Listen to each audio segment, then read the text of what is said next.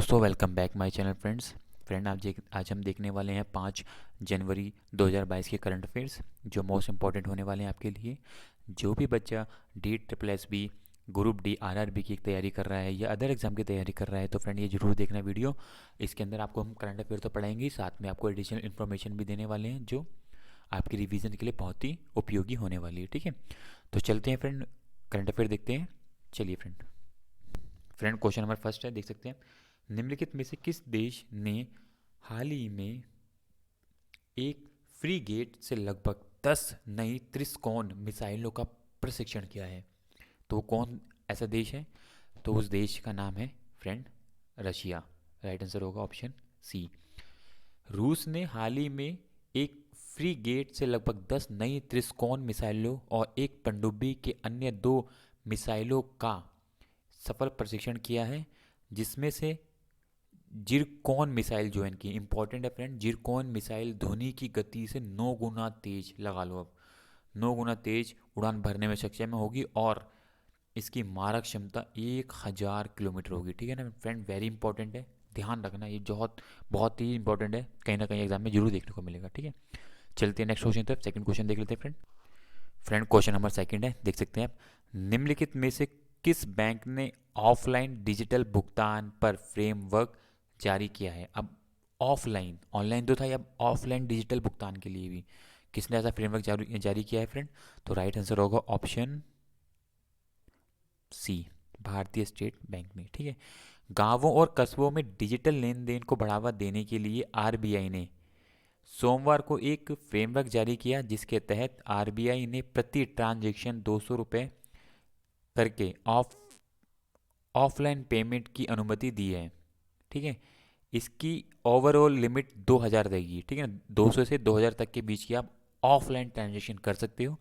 Basically offline transaction payment का मतलब क्या होता है फ्रेंड? जिसमें इंटरनेट और टेलीकॉम कनेक्टिविटी की ज़रूरत नहीं होती है। ऑफलाइन मोड में भुगतान आमने सामने किसी भी माध्यम, मतलब मसलन कार्ड होना चाहिए, वॉलेट और मोबाइल डिवाइस से किया जा सकता है। अभी इन्होंने बताया, तो आप देख सकते हो कि ऑफलाइन जो मॉड्यूल तैयार कर लिया है जिसने ऑफलाइन का, वो है आरबीआई ने इसका मॉड्यूल तैयार कर लिया है। बेसिकली आपको ये जानकारी रखना। ठीक है, और 200 से लेकर 2000 तक की एक स्लैब बनाया गया, उसके बीच में ही इस पेमेंट को, ट्रांजेक्शन्स को मान्य रखा गया है। ठीक है, चलते हैं फ्रेंड सेकंड क्वेश्चन की तरफ। क्वेश्चन नंबर थर्ड देख लेते हैं। क्वेश्चन नंबर थर्ड है, इंपॉर्टेंट क्वेश्चन है। ठीक है, निम्नलिखित में से किस जल मेट्रो परियोजना के लिए पहली बैटरी से चलने वाली इलेक्ट्रिक नाव निर्मित की गई है? आपको बताना वो कौन है जिसने ये जल मेट्रो परियोजना की जो बैटरी से चलने वाली पहली इलेक्ट्रिक नाव तैयार कर दी है। तो वो कौन है फ्रेंड, आपको बताना है। तो वो राइट आंसर होगा ऑप्शन डी, कोची जल मेट्रो परियोजना ने ये बैटरी से चलने वाली पहली इलेक्ट्रिक नाव निर्मित की है। ठीक है, तो केरल में कोची जल मेट्रो परियोजना के लिए निर्मित पहली बैटरी से चलने वाली इलेक्ट्रिक नाव कोची मेट्रो रेल लिमिटेड को सौंप दी गई है। ठीक है, पूरी तरह से वातानुकूल नाव 747 करोड़ रुपए की कोची जल परियोजना, कोची मेट्रो परियोजना के लिए कोची शिपयार्ड द्वारा बनाई जा रही 23, याद रखना फ्रेंड, 23 नावों में से एक है ये। ठीक है, टोटल 23 नाव बनाई जाएंगी जिसमें से एक है। ठीक है, किसने बनाई है? कोची जल मेट्रो परियोजना के द्वारा। ठीक है, ये देख सकते हो यहाँ पे, ये आपको दिख रहा होगा, मैंने यहाँ डाल रखा है, देख लो एक बार ध्यान से, इस तरीके का रहेगा ये। तो किसने बनाई है? कोची जल मेट्रो परियोजना ने। फ्रेंड चलते हैं नेक्स्ट क्वेश्चन देख लेते हैं, क्वेश्चन नंबर फोर्थ। फ्रेंड देख सकते हो, प्रधानमंत्री नरेंद्र मोदी ने हाल ही में किस शहर में मेजर ध्यानचंद स्पोर्ट्स यूनिवर्सिटी की, 2 बारी किया गया फ्रेंड, यहाँ पे एक काट देना। ठीक है, यूनिवर्सिटी की आधारशिला रखने का घोषणा की है? फ्रेंड आपको पता होगा, काफ़ी न्यूज़ में आई है, तो सभी को पता होगा ऑलमोस्ट। तो आंसर होगा राइट सी, मेरठ। प्रधानमंत्री नरेंद्र मोदी ने हाल ही में मेरठ में लगभग 700 करोड़ रुपए की अनुमति वाली मेजर ध्यानचंद स्पोर्ट यूनिवर्सिटी बनेगी फ्रेंड। की यूनिवर्सिटी, याद रखना स्टेडियम क्या था, यूनिवर्सिटी है पूरी, आधारशिला रखने की घोषणा की है। इस यूनिवर्सिटी की स्थापना मेरठ के सरधाना कस्बे के सालवा और कैली गांव की में की जाएगी। इस यूनिवर्सिटी की 554 महिलाएं और 554 पुरुष खिलाड़ियों सहित 1080 खिलाड़ियों को प्रशिक्षण किया जाएगा। ठीक है ना, दोनों ही समान रहेंगे, 540 और 540 महिला और पुरुष, इतनी उसके अंदर कैपेसिटी होगी ट्रेनिंग प्रोवाइड करने के लिए। ठीक है, 1080 खिलाड़ियों को। ठीक है, तो इंपॉर्टेंट क्या है आपके लिए, इसको याद रखना है, मेरठ के अंदर। ठीक है, चलते हैं फिर नेक्स्ट नेक्स्ट क्वेश्चन की तरफ। क्वेश्चन नंबर 5 देख लेते हैं। फ्रेंड कुछ इस तरीके की मतलब मॉड्यूल है जो इस तरीके का कुछ बनने वाला है। ठीक है, जो प्रधानमंत्री को दिखाया गया था कुछ इस तरीके की वो यूनिवर्सिटी बनेगी। ठीक है, चलते हैं फिर नेक्स्ट क्वेश्चन की तरफ। क्वेश्चन नंबर देख लेते हैं 5। फ्रेंड वेरी वेरी इंपॉर्टेंट है। ठीक है ना, ये तो जरूर ध्यान रखना। सिक्किम के राज्यपाल गंगा प्रसाद ने हाल ही में जवाहरलाल जवाहरलाल नेहरू रोड का नाम बदलकर किसके नाम पर रखने की घोषणा की है, बताइए। तो राइट आंसर होगा ऑप्शन डी, नरेंद्र मोदी मार्ग रखा जाएगा। ठीक है, नरेंद्र मोदी मार्ग रखा जाएगा। ठीक है, ये पढ़ लेना। और इंपॉर्टेंट क्या है आपके लिए यहाँ पे जान लेना, ये तो मैंने एक्सप्लेनेशन है ही। सिक्किम की राजधानी क्या है, गैंगटोक है। और वहाँ पे एक फेमस नदी है तिस्ता नदी, सबसे ऊंची जो हमारी नदी है, सबसे ऊंची जो पहाड़ी पे नदी वो है, तो तिस्ता नदी है।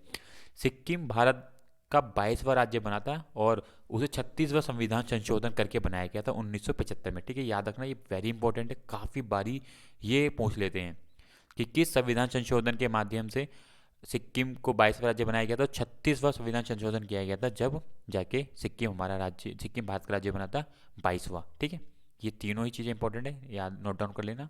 ठीक है, चलते हुए नेक्स्ट क्वेश्चन की तरफ। क्वेश्चन नंबर, एक चीज़ और देख लेते हैं फ्रेंड, इसका मैं आपको एक मैप दिखा देता हूँ। एक मैप का क्वेश्चन भी कई बार आपके साथ पूछ लिया जाता है।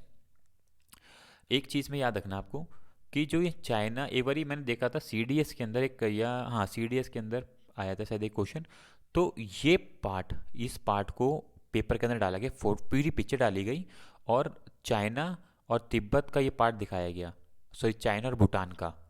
और पूछा गया क्वेश्चन कि बताइए ये जो बाउंड्री है किस किस से टच हो रही है इसकी। तो आपको ध्यान रखना चाइना का यहाँ से पार्ट हल्का सा सिक्किम के साथ भी टच होता है। तो ये अब मैप पूरा ध्यान रखना है आपको। ठीक है, ये मैप है सिक्किम का। ठीक है, गैंगटोक इसकी राजधानी है। ठीक है, चलते हैं नेक्स्ट क्वेश्चन की तरफ। क्वेश्चन नंबर नेक्स्ट देख लेते हैं फ्रेंड। क्वेश्चन नंबर 6 है ये। इनमें से किस देश ने हाल ही में विश्व रोबोटिक नव नवचार का केंद्र बनने के लिए 5 वर्षीय योजना शुरू की है? बहुत इंपॉर्टेंट है फ्रेंड, और ये तो खैर एक ही देश है जो इस होड़ में लगा रहेगा, वो है आपका पता ही होगा आपको, ऑप्शन नंबर डी, चीन। चीन ने हाल ही में विश्व रोबोटिक नवचार का केंद्र बनने के लिए 5 वर्षीय योजना शुरू की है। चीन ने 5 साल के रोड मैप की घोषणा की है। जहां हमारा देश अब फ़ोन जैसी टेक्नोलॉजी पे आया है, वो अब क्या कर रहा है, अपने आप को ट्रांसफॉर्म कर रहा है, कहाँ पे, रोबोटिक फील्ड में ले जा रहा है अपने को। जब हमारे देश के अंदर अब फ़ोन मैन्युफैक्चरिंग होने चालू हुए हैं, अब पर चाइना के अंदर क्या हो रहा है, रोबोटिक पे काम किया जाएगा। तो देख सकते हैं हम अभी कितना पीछे रह गए हैं चाइना से। ठीक है, तो देखते हैं बाकी 2020 तक उसका लक्ष्य, 2025 तक लक्ष्य की 20% तक की उसकी आमदनी बढ़ने की उम्मीद है उसको। विश्व रोबोटिक रिपोर्ट 2021 के अनुसार दक्षिण कोरिया, सिंगापुर और जापान एशिया प्रशांत में शीर्ष 3 सबसे बड़े स्वचालित देश हैं। ठीक है ना, ये 3 सबसे अभी अव्वल पे हैं। अब चाइना इसको पूरा कैप्चर करने पे लग चुका है, और कहीं ना कहीं फ्रेंड चाइना कैप्चर कर भी लेगा, आप लोगों को जैसा पता भी है। ठीक है, तो चलते हैं नेक्स्ट क्वेश्चन की तरफ। क्वेश्चन नंबर 7 देख लेते हैं। क्वेश्चन नंबर 7 है, अच्छा क्वेश्चन है। खगोलवादी की एक टीम ने हाल ही में किस टेलीस्कोप का डेटा का उपयोग करके एक बाहरी ग्रह पर पहले चुंबकीय क्षेत्र की खोज की है? ऐसे कौन से टेलीस्कोप का उपयोग करा है, डाटा का उपयोग किया है और एक बाहरी ग्रह का पर पहले चुंबकीय क्षेत्र होने की खोज किया? तो वो कौन सा टेलीस्कोप यूज़ किया गया है फ्रेंड? वो है हर्बल स्पेस टेलीस्कोप। ठीक है ना, हर्बल स्पेस टेलीस्कोप का यूज़ किया गया है डाटा यूज़ करने के लिए। ठीक है ना, खगोलवादी की एक टीम ने हाल ही में हर्बल टेलीस्कोप का डेटा का उपयोग करके एक बाहरी ग्रह पर पहले चुंबकीय क्षेत्र की खोज की है। ठीक है, इस टेलीस्कोप का नाम खगोलवादी एडविन हर्बल, आपने सुना भी होगा साइंस के अंदर, एडविन हर्बल के नाम पर रखा गया है। यह काफ़ी दूरी पे स्थित सितारे हों, आकाश गंगाएं हैं और ग्रह हों को देखकर बाहरी ब्रह्मांड को समझने में खगोलवादी की मदद करने में प्रमुख भूमिका निभाता है। ठीक है, तो ये इंपॉर्टेंट है, याद रखना। ठीक है, हर्बल स्पेस टेलीस्कोप। अगर मैं हर्बल स्पेस टेलीस्कोप की कोई पिक्चर दिखाऊं तो कुछ इस प्रकार का दिखता है फ्रेंड, देख सकते हैं आप। ठीक है, कुछ इस तरीके की है, बहुत ही ज़्यादा कॉम्पैक्ट इसका मॉड्यूल है, आप देख सकते हो। तो काफ़ी ठीक है, चलते हैं नेक्स्ट क्वेश्चन की तरफ। फ्रेंड इंपॉर्टेंट क्वेश्चन है, दक्षिण अफ्रीका क्रिकेट टीम के विकेट कीपर बल्लेबाज कैप्टन डी डी कॉक ने हाल ही में किस क्रिकेट फॉर्मेट से संन्यास की घोषणा की है, बताइए।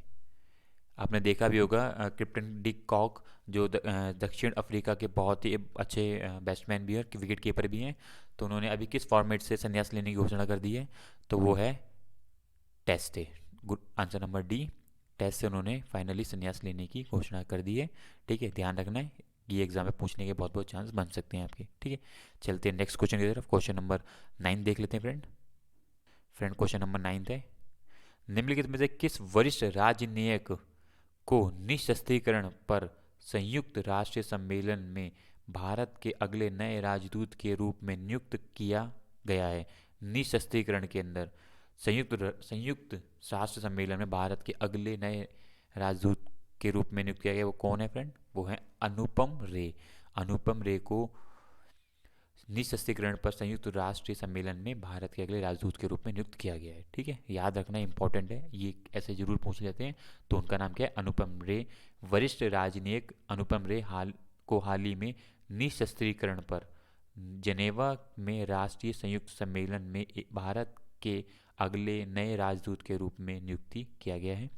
वे वर्ष 1964 बैच के 1994 के बैच के भारतीय विदेशी सेवा के अधिकारी रहे हैं। साथ ही वर्तमान में दिल्ली में विदेश मंत्रालय में मुख्यालय में संयुक्त सचिव के रूप में कार्यरत हैं। ठीक है, तो अब इनको कहाँ पे, निशस्त्रीकरण में जेनेवा में जेनेवा में है, संयुक्त राष्ट्र सम्मेलन में इनको रखा गया है। ठीक है, राजदूत के रूप में नियुक्त किया गया। ठीक है, अनुपम रे 1994 के बैच के ये अधिकारी रहे हैं, विदेशी। ठीक है फ्रेंड, क्वेश्चन नंबर 10 है, इससे रिलेटेड मैंने एक क्वेश्चन पहले भी कवर करवाया था। ह्यूस्टन कोविड-19 वैक्सीन कॉर्बोवैक्स को हाल ही में किसने भारत में उपयोग के लिए मंजूरी दी है। आप लोगों को पता होगा कि एक ही संस्था है जो भी नई वैक्सीन या जो भी नई मेडिसिन आती है उसको एक ही हमारी संस्था है जो उसको अप्रूव करती है, तो वो राइट आंसर होगा friend, option number A, drugs controller general of India. यही एक ऐसी संस्था है जो सभी वैक्सीन्स हो गई, सभी मेडिसिन्स हो गई, उसको ये अप्रूवल करती है, drugs controller general of India. ठीक है, हो सके तो इसके बारे में थोड़ा सा एडिशनल इन्फॉर्मेशन पढ़ लेना। और मैंने ये क्वेश्चन पहले भी कवर करवाया था, ये जो वैक्सीन है ये किसने अभी इमरजेंसी के रूप में उपयोग यूज़ की जाएगी और ये इसका ठीक है उपयोग करने वाले हैं। ठीक है फ्रेंड, तो ये पढ़ लेना, देख लो। कॉर्बोवैक्स वैक्सीन भारत की पहली स्वदेशी आरबीडी प्रोटीन सबसे इंपॉर्टेंट आरबीडी प्रोटीन सब यूनिट वैक्सीन है। यह भारत में विकसित तीसरा टीका है। इसे हैदराबाद स्थित बायोलॉजिकल ई ने बनाया। ठीक है, याद रखना इंपॉर्टेंट लाइन है वाली। ठीक है फ्रेंड, तो फ्रेंड ये 10 क्वेश्चन कवर कर लिए हमने एडिशनल इन्फॉर्मेशन के साथ। ठीक है, और भी इस तरह की वीडियोस के लिए फ्रेंड चैनल को subscribe and bell icon click करें। ठीक है, मैंने साइंस की भी क्वेश्चन डाल रहा हूँ ताकि आप जो भी बच्चा ग्रुप डी की तैयारी कर रहा है तो वो 15 क्वेश्चन जो आपके साइंस के आते हैं उनको भी तैयार करना। ठीक है साथ में। ठीक है friend, thank you for watching my video, bye bye, thank you.